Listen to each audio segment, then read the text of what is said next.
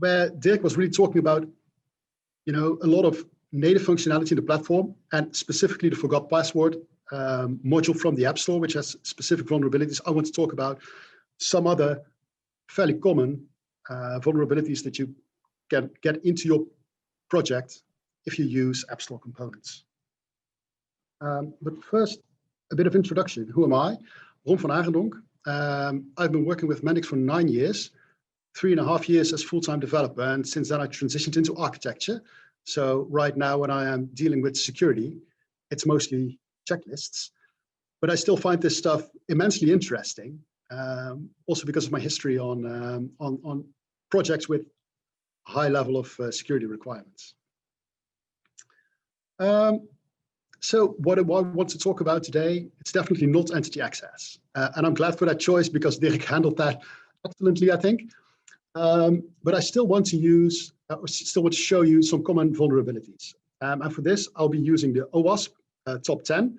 For those who are not familiar with that, OWASP is a foundation.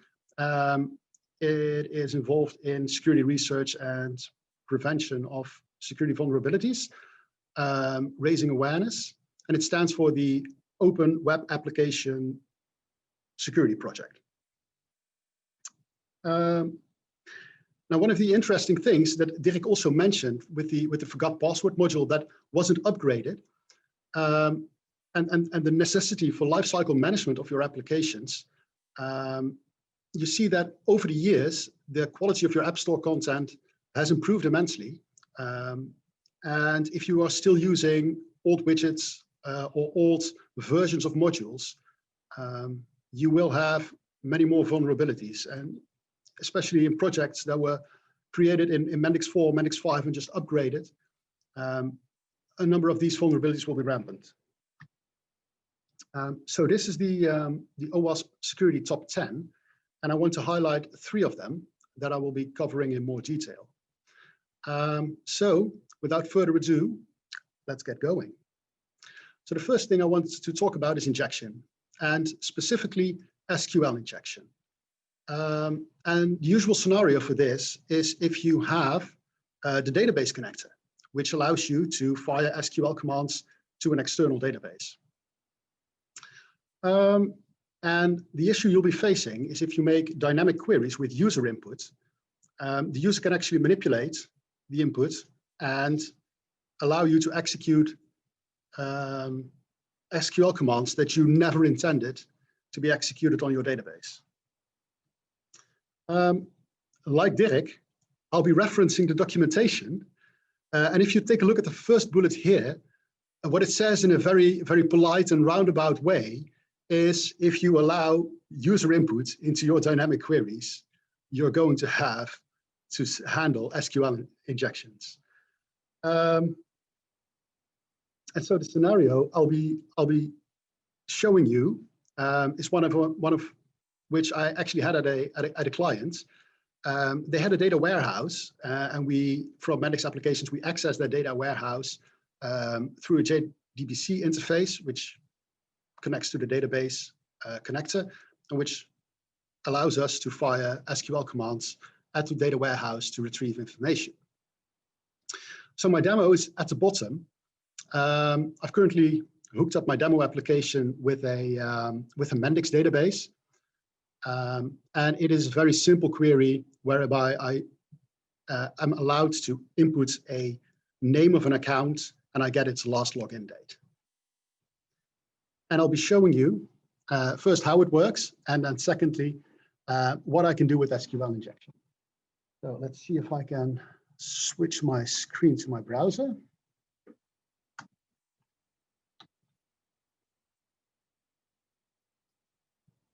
So this is where I would input my username.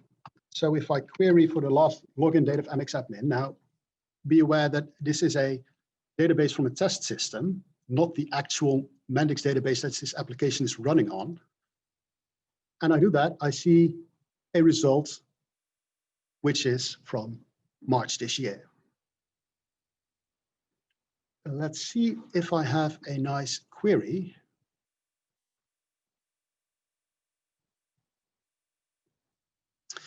So I'll be asking for user mx admin or whenever space equals space. And if I do that, you see that I get more results. Let's see, I also have a database open. Now, this is all fairly common if you've ever looked into what is actually in your Mendix database. One of the things you will find is the system file document, which corresponds to the entity file document in your system module. And we're going to delete that.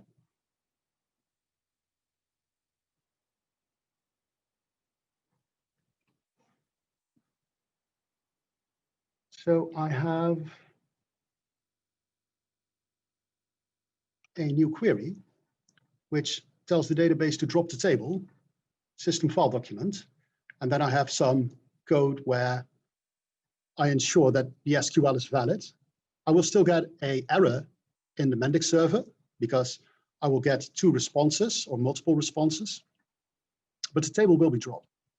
Right, so if I execute this, I get an error, which is expected. And I refresh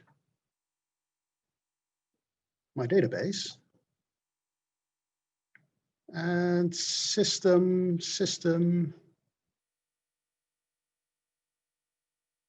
it's gone.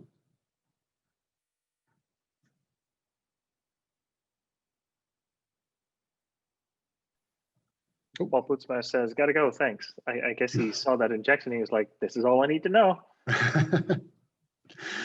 Right, so what are some of the measures you can take to prevent this?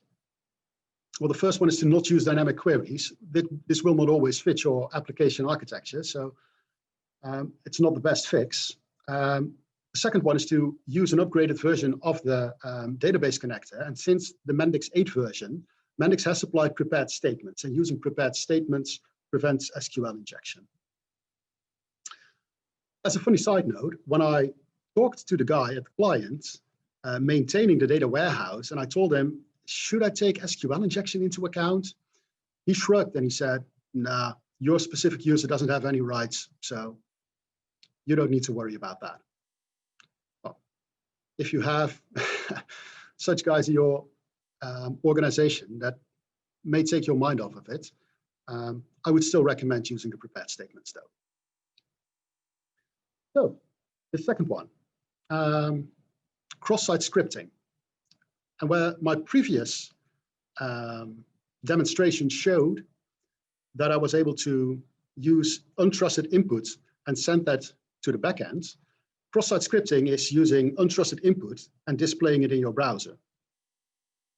And this allows you to execute JavaScript in the browser of any user looking at the content. And using JavaScript, you can, steal quite a lot of information. The usual use case for this is rich text widgets. And if you take a look at the current rich text widget with platform support, it's called rich text, it also has this in the documentation. So it says, first and foremost, the input will be sanitized, so script should be disabled. But secondly, if you really want to be secure, you should also use the community comments action, XSS sanitize, to ensure that nothing remains. So this will be the scenario. I made a simple object and a comment section, wherein I am able to put my own code, and that will result in JavaScript execution. So let's go to the browser.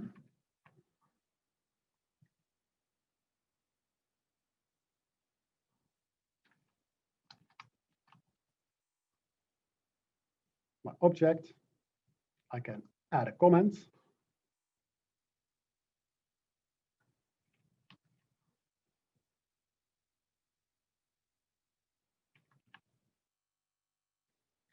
Really, you could probably do much more interesting stuff than simply raise an alert, but this is the most common way to prove that it actually works.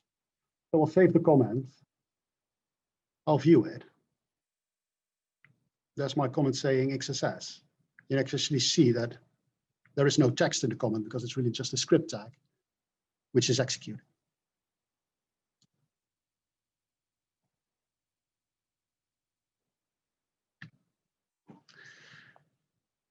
So especially if you have older projects with, for example, the CK editor or even Bootstrap rich text editor, you're pretty much in danger of cross-site scripting.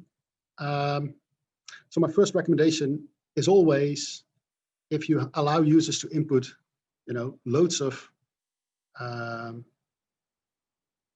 text in unlimited text fields, you should always sanitize that. You should probably use better widgets. For example, this rich text widget by Mendix, which tries to take care of the problem.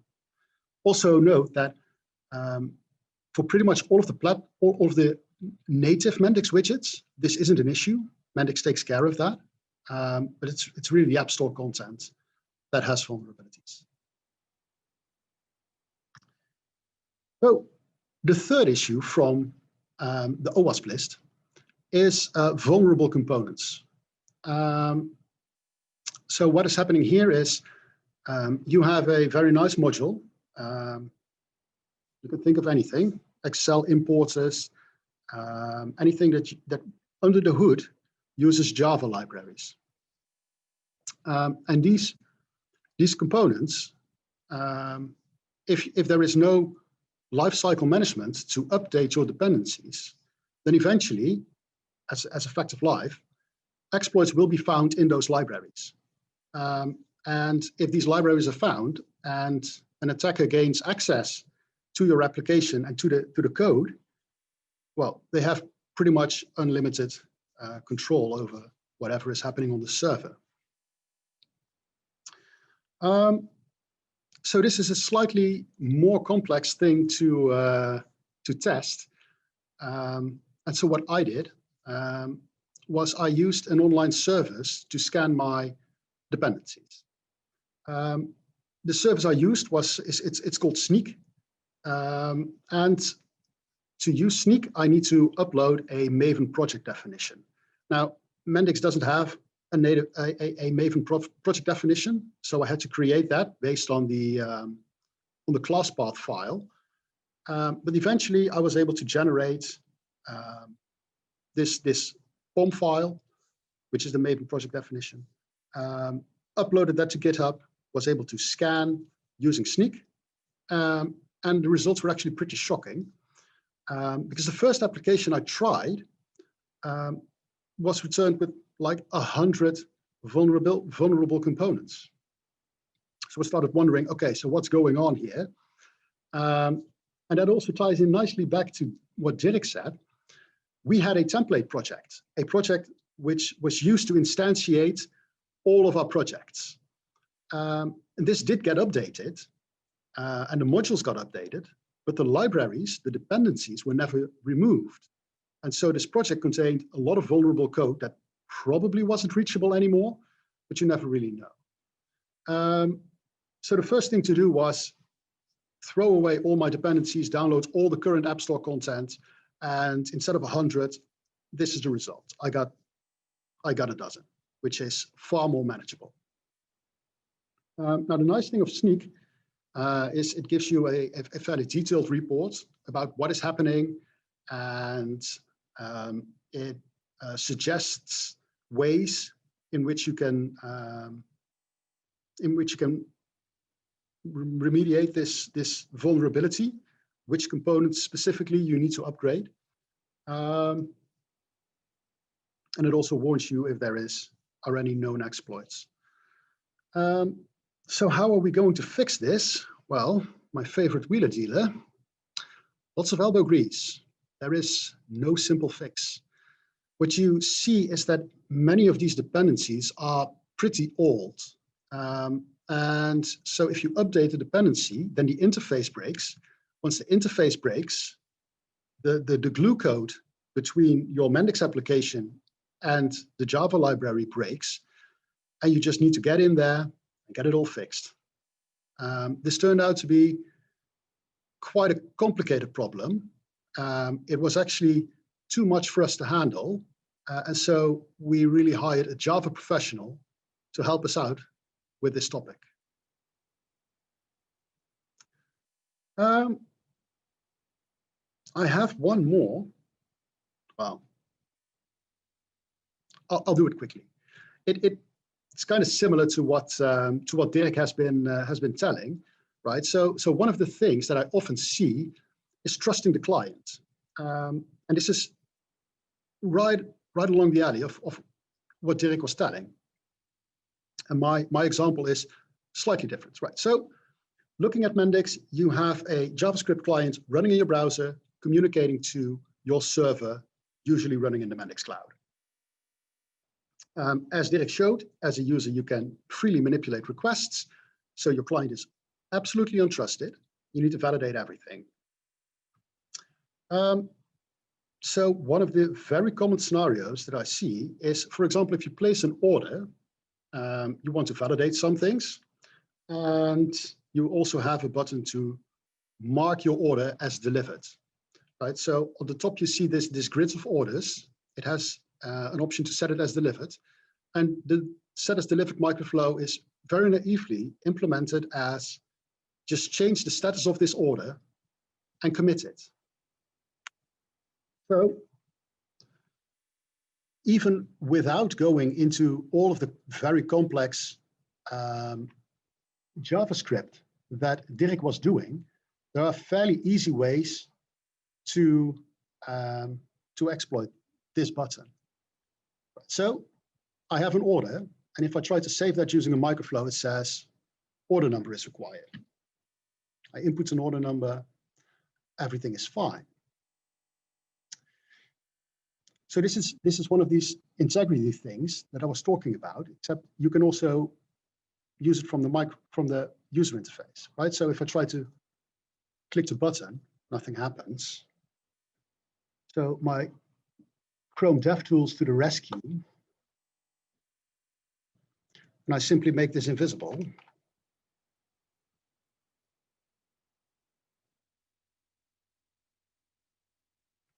Committed.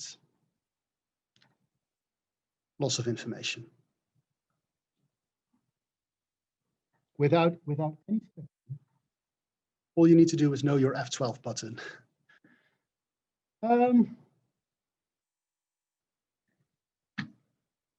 So what can you do? Nothing really. Lots and lots and lots of validations. As a famous American president once said, trust but verify, which really is don't trust and verify. But it's a nicer way to say it. So this concludes my presentation, and there are some things that I want to highlight. So the first thing is, if you use App Store components, there is a high chance that you will be introducing vulnerabilities into your application. And that can be either completely unknowingly by trusting the App Store content, and it has vulnerable dependencies. Alternatively, it could be the case that you didn't read the documentation and you implemented an insecure way in which users are allowed to interact with your application. So a couple of these things that I showed you, they are in the OWASP top 10 list. And as a developer developing any application which has security requirements, you should really read up on this list, understand it, and then you should also try to verify that these issues are not actually in your application. Once again, the client is untrusted. Dirk showed it to you. I showed it to you. Anything that is being sent, it can be anything. There is no reason to trust whatever object you are getting, whatever values of the attributes. It can be anything. Always validate if it's expected, and always strip input that shouldn't be there. And as a last and final reminder, do set your entity access. Like Dirk said, it is the most common security flaw. So finally, I want to thank two of my colleagues who created this demo application for me and who actually did all of the hard work figuring out the SQL injection. So Jesse and Sasha, thank you so much. And that concludes my presentation. Thank you. Thank you both. Very, very good. I think we're just going to jump right into the questions. There's a question that is related to what you just talked about the OWASP vulnerabilities. The question is from Michael, did you skip some of the high-ranked OWASP vulnerabilities because we shouldn't care about them during development, or because of other reasons? Mostly because of other reasons. So the SQL injection and the cross-site scripting, they are fun to demonstrate. And so that is what I wanted to show. And the final one that I showed was one that is currently giving me lots of headaches at a client. So this is really top of mind for me. The broken access control, I think it is. That is pretty much the security misconfiguration. That is pretty much all of what Dirk has been covering, and it is so common and prevalent. I didn't want to spend time on that in this presentation. I would like to add something to that, which is that if you're developing purely in microflows and data model, domain model, then some of the OWASP related categories, they are accounted for by the Mendix platform. But all of those go away once you start programming Java yourself. So as soon as you start creating Java actions or Java request handlers, then all of the OWASP top 10 comes back. And my experience is that the direct object references and injection, and then notably XPath injection, are two of the major players that we encounter. Right. Martin, do you want to do the next question? Yeah. We've got another one from an anonymous attendee. It says, a security specialist noted that the uploaded files in some application doesn't limit what file type a user can upload, stated that they can upload an .exe file or another malicious file. With the current structure of Mendix application and storage, is this a risk we should migrate with things like antivirus for Mendix? What's your take on that, Rom? It kind of depends where you see the risk.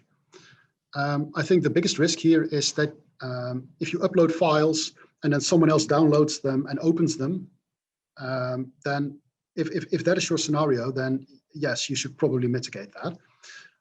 If you are just storing the files in the cloud, I think the risk is far less because Mendix doesn't execute your files, and especially exe files. Usually Mendix runs on a Linux environment, so they probably won't get executed.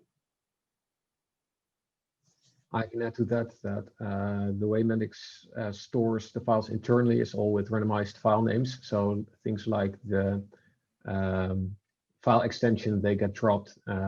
So even if you're running on a Windows server, you cannot accidentally execute it. Yeah. But I think, if especially if you're sharing, lots of Word documents or PDF documents, and you allow users to upload them and other users to download them instead of, generating them at the system and then downloading them. I think it would be a good idea to have virus scans on those. Okay, clear. Yeah. Thank you. Okay, sorry, yeah. Yeah, no, I was just going to go to the next question. So we have a couple of questions that are related to what Dirk was presenting and some other ones for Rom, but I think we can just open the floor to both of you. So a question here from Sven, and I think we can make it maybe a more general question, but are you familiar with Man Systems ACR and AMS tools? And do you have an opinion on the add-ons for improving security? Or do you have, we can extend that. Do you have any other suggestions for tools that can help you improve security? So the acronyms ACR and AMS don't ring a bell directly. Can you explain them to me, or? Yes, they are offerings by MAN Systems. One stands for Application Code Reviewer, which is an automated code reviewer. And one stands for Application Model Security. I think that is a fairly new offering, and I don't have any experience with that. So what the Application Code Reviewer does is check if there is entity access present, and if it is properly configured. If you haven't set default rights to entities to entity access, if you have XPath constraints, if that is something you want to check, if you have no allow create and allow delete, because that, especially the allow delete, it allows you to delete objects which you have access to through your XPath constraints. You just hard delete them from the database, which is probably something you never want. I have experience with Omnext as a tool. I have seen demos of ACR, and I think that is valuable. Whenever I do a manual code review, this is something that I check, and I check that fairly detailed. So I'm looking at all the entity access rules of all the modules, see if I can find any of these different deviations, which is incredibly tedious. It's very boring work. And so automating this makes sense. And yeah, I do believe in the value of these code scanners.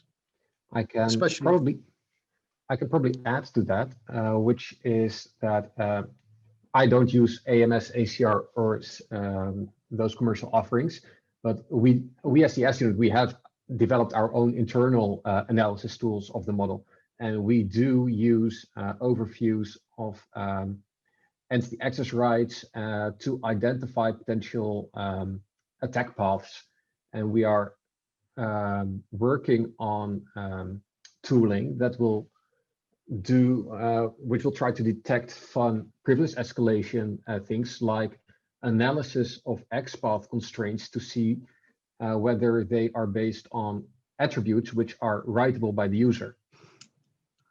So the tooling like this, which generates an overview, is for me as an attacker a really big help. But I would not trust it to give a green light for my application. So it's a tool in trying to detect potential vulnerabilities. I would not trust it to give a proof that my application is secure. Yeah, that makes sense. Yeah. So we've got about 9 minutes left. We've got 8 questions. So let's see how far we can get. The first question is really simple. What's the name of the cat? The cat's name is Disco. And the next question for you, Maarten. Yeah, so I think this one was for Dirk.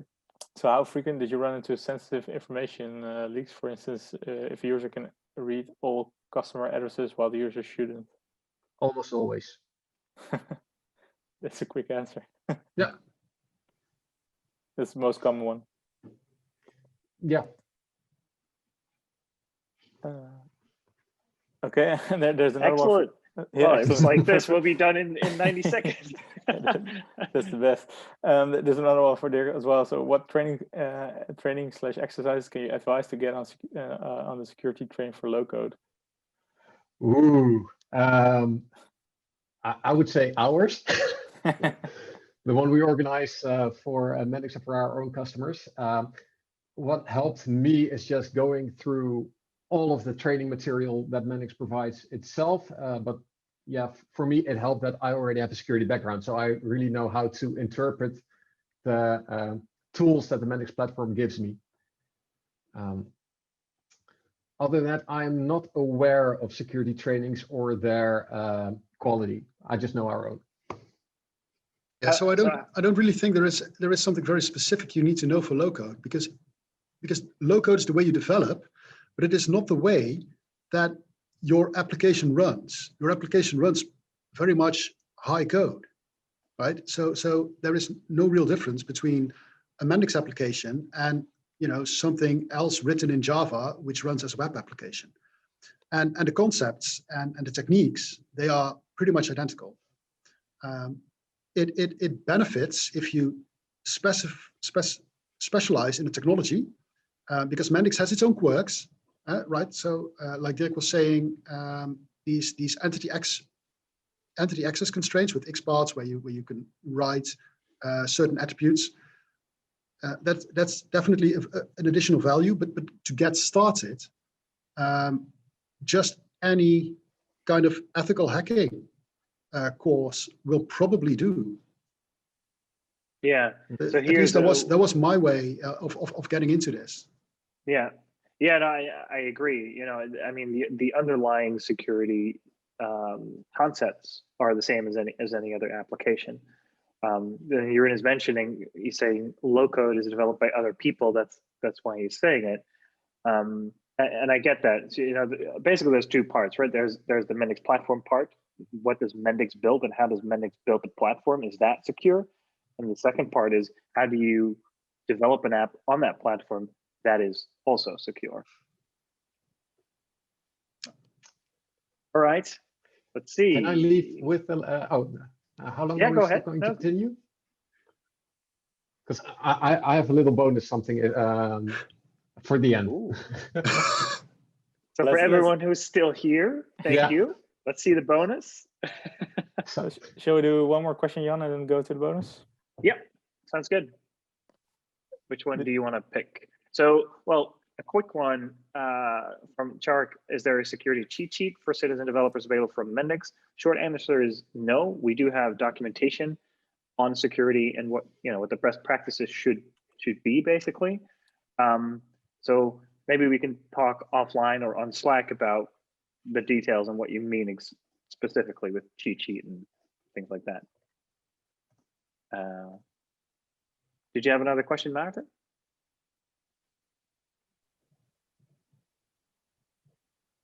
So many questions, so little time.